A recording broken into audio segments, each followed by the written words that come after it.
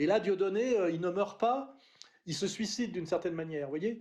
Donc là, moi, ça me gêne pas tellement que Dieudonné quitte le combat, parce que Dieudonné, il y avait toujours ce côté un peu trublion, un peu approximatif, et avec une dimension, on va être obligé quand même de l'aborder à un moment donné un peu, une dimension d'escroquerie, parce qu'il y a tout un problème chez Dieudonné. C'est le Dieudonné qui était excusé par le côté génie du one-man show, par le côté courage du combat, qui était ce côté un peu escroc, et qui avait tendance à être de plus en plus présent à mesure qu'en fait il avait des difficultés économiques, puisque Dieudonné c'est quelqu'un qui a très bien gagné sa vie à l'époque où il était dans le monde du spectacle, qui a beaucoup sacrifié de cette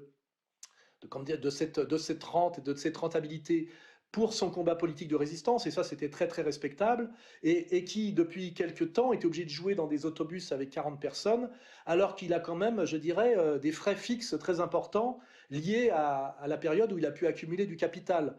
Et malheureusement, Dieudonné, pour compenser ça, c'est-à-dire cette baisse de revenus due à ces persécutions, s'est autorisé, alors il s'est autorisé, sans doute c'est dans son esprit, il estime qu'il en avait le droit, à compenser cette baisse de revenus qui, à l'époque, venait du spectacle, par des escroqueries. Hein.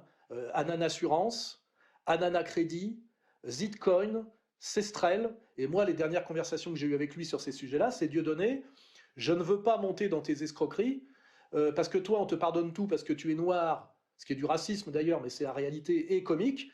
Mais moi, qui suis un intellectuel blanc, on ne me pardonnera rien, c'est ce que je lui avais dit. Et j'étais très, très gêné, moi, de gens qui en appelaient à moi pour demander à Dieudo de leur rendre les 5000 balles qui s'étaient fait piquer dans la non-assurance ou la non-crédit.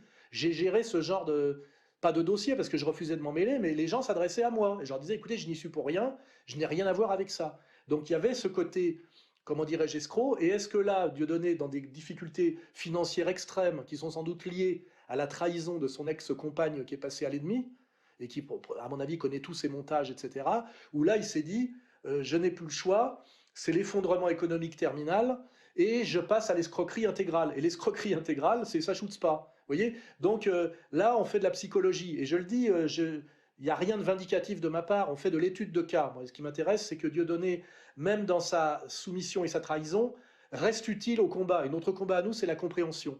La compréhension des mécanismes qui sont la compréhension des mécanismes de domination.